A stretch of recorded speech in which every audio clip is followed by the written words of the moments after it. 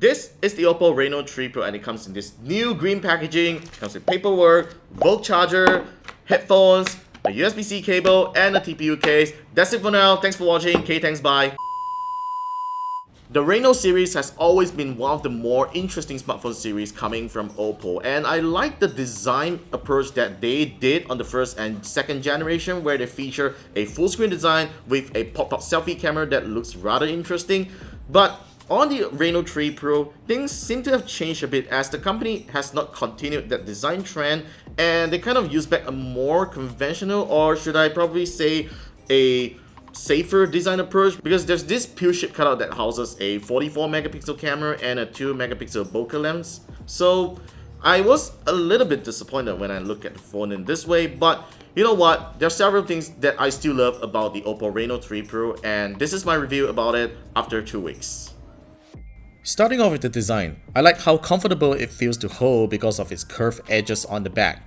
The power and volume buttons are located at a nice position where it feels right to press. This is a phone where you really don't want to put on a case, as the gradient glass back is an attention seeker. Although no pun intended, it still attracts fingerprints like any other glossy glass material.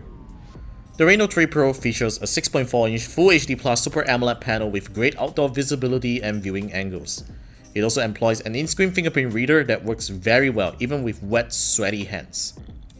Although I would have preferred a Snapdragon chipset powering the Reno 3 Pro, the Mediatek Helio P95 performs exceptionally well during the review period.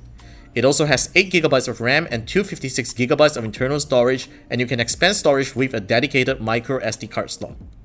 The phone has been very responsive in launching apps during the review period, and I detect no signs of slowing down even after using for extended periods.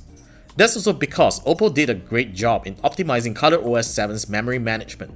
The company's custom Android skin has come a long way from being a messy and gimmicky software to a more functional and straightforward user experience.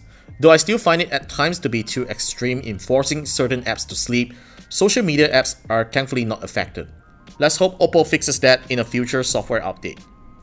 The Reno 3 Pro's new quad camera system features a 64 megapixel f1.8 wide angle, 30 megapixel telephoto, 8 megapixel ultra wide angle, and a 2 megapixel monochrome lens.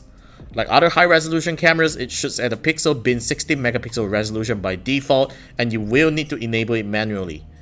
It could even go all the way up to 108 megapixels using super sampling if you think that isn't enough. The main lens produces impressive daylight photos with good contrast and reasonably sharp details. Low-light photography is one of the best I've seen, and even at extreme dim lighting, the phone's ultra night mode was able to capture an impressive photo without causing too much noise levels.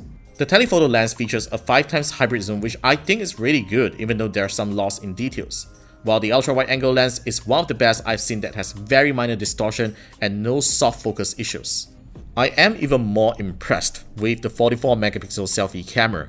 It shoots at 40 megapixel by default, and I definitely don't see any reason to enable its maximum resolution.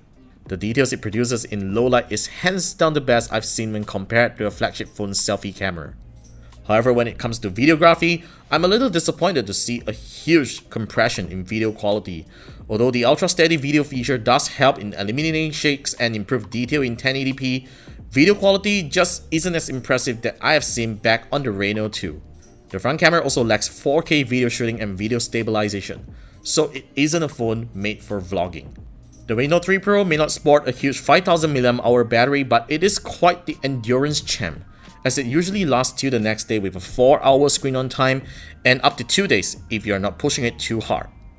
The 30-watt VOOC charger is a lifesaver when you need to get back fast on track, as it charges up to 50% in a mere 30 minutes. Overall, the OPPO Reno 3 Pro is an excellent smartphone and you should definitely consider it if you are not thinking to pay too much for a premium smartphone for a great smartphone photography experience. At 23.99 ringgit, this isn't really expensive nor it is affordable, but I would really hope OPPO would kind of reduce the price a little to make this a more attractive option. Now that's pretty much about my review of the OPPO Reno 3 Pro. Let me know your thoughts in the comments, subscribe to our channel if you haven't, and be sure to follow us on the usual social media places. I'm Warren with KLGadgetTV, and I'll see you in the next one.